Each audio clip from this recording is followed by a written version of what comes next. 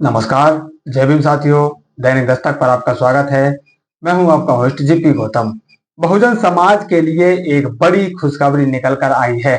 जी हां, बाबा साहब की मूर्ति को लेकर जो विवाद चल रहा है, अब उस विवाद से एक बड़ी खुशखबरी निकल कर सामने आई है और कोर्ट में ही बाबा साहब की मूर्ति अब लगने वाली है। साथ ही साथ जो BN राव वाला मुद्दा चल रहा है, जिसे संविधान का निर्माता बताया जा रहा है, उस मुद्दे पर भी खुद कोर्ट ने अब तगड़ा जवाब देने का काम किया है। क्या कुछ घटनाक्रम हुआ है, ये दोनों बातों का जिक्र इस स्टोरी में करने वाले हैं।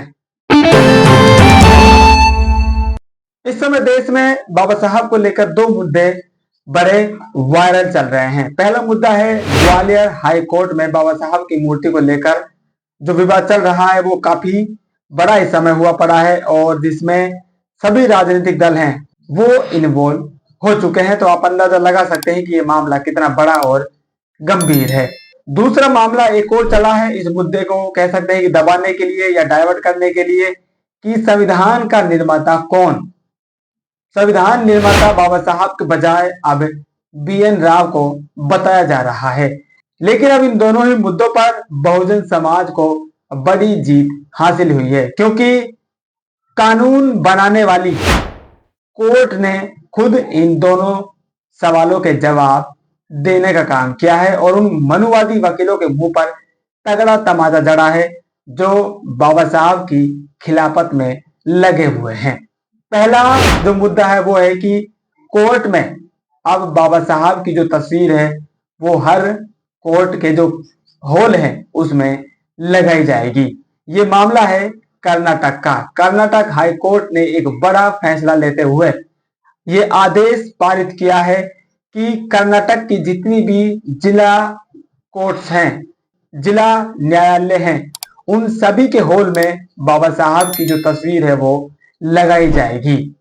इसके अलावा जो राज्य का हाई कोर्ट है, हाई कोर्ट की जो इमारत है, उस इमारत के प्रत्येक हॉल में बाबा साहब की जो फोटो है वो लगाई जाएगी और हाई कोर्ट की जितनी भी जो बेंचेस हैं उन सभी बेंचों में, चाहे वो बेंगलोर में है, धारवाड़ में है और कालबुर्गी एक और जगह का नाम लिखा गया है, इन तीनों जगहों पर भी बाबा साहब की जो तस्वीर है वो से सम्मान लगाई जाएगी। ये बड़ा फैसला कर्नाटक हाईकोर्ट ने लिया है और उसका जो सर्कुलर है वो भी जारी कर दिया गया है। वो आपकी स्क्रीन पर है और उसमें आप साफ साफ देख सकते हैं क्या आदेश लिखा हुआ है। हालांकि ये अंग्रेजी में लिखा हुआ है, लेकिन आप जो रेड कलर में साथियों बॉर्डर में लिखा हुआ है उसको आप देखेंगे, पढ़ेंगे और समझने की कोशिश करेंगे तो आपको समझ में आ जाएगा कि इसमें बाबा साहब की जो स्टेचू है, बाबा साहब की जो पोर्ट्रेट है यानी कि तस्वीर है, उसको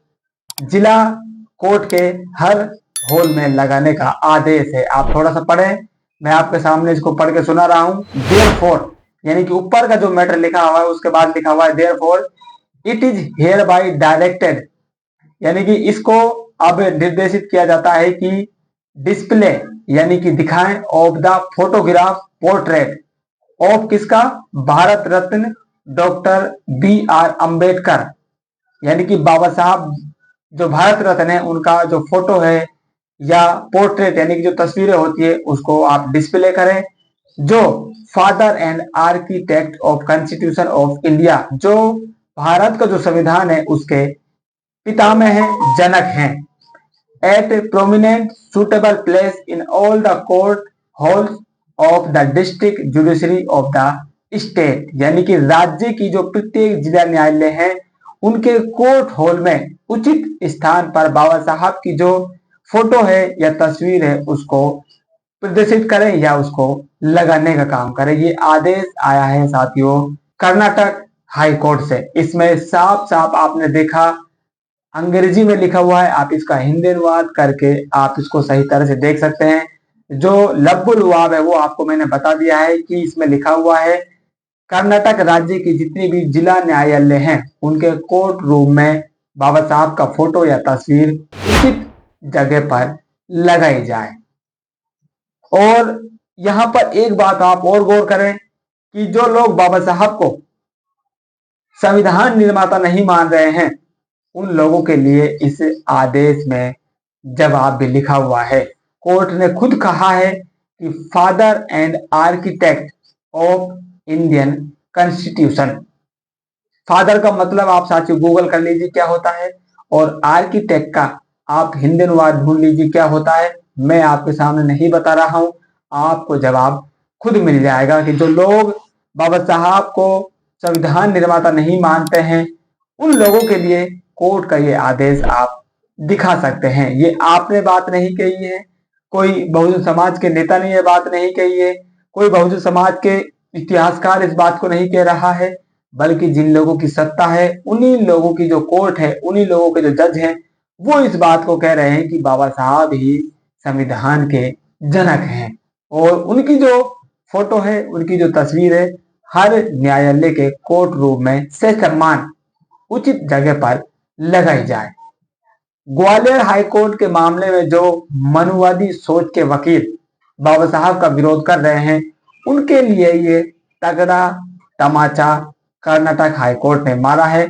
और बहुजनों की जो एकता है, बहुजनों का जो सच्चा विरोध चल रहा है, बहुजनों का जो अपने आत्मसम्मान के लिए लड़ाई चल रही है, जो संघर्ष चल रहा है, उसके लिए ये एक बड़ी जीत है। और इस जीत को पूरे बहुजन समाज ने अच्छी तरह से सेलिब्रेट भी किया है। आप देख रहे होंगे कि सोशल मीडिया पर आपको ये जो आदेश है काफी बड़ी संख्या में दिख रहा होगा, क्योंकि जैसे जैसे इसके बारे में जानकारी मिल रही है, पता चल रही है कि ये भाई बाबा साहब से संबंधित आदेश है, वैसे वैसे ही उसकी अनुपात में जैसे लोगों को पता चल रहा है, ये जो आदेश है ये सोशल मीडिया पर तैर रहा है और आपके सामने आ भी रहा है।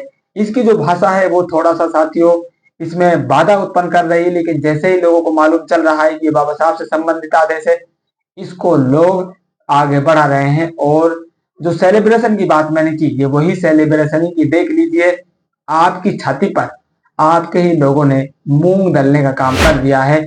और बाबा साहब जो संविधान के असल निर्माता हैं, असल जनक हैं, कोर्ट ने उसको मान्यता दी है। और हर कोर्ट के रूम में उसी बाबा साहब की तस्वीर अब कोर्ट ने लगवाने का आदेश दिया है, जिस कोर्ट में आप बाबा साहब की मूर्ति को नहीं लगने दे रहे हैं।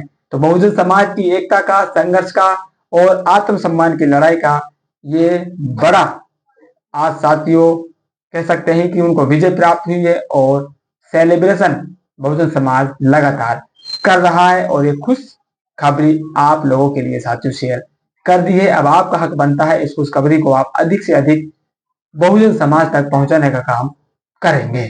मिलते हैं नई अपडेट में, तब तक के लिए जय भीम।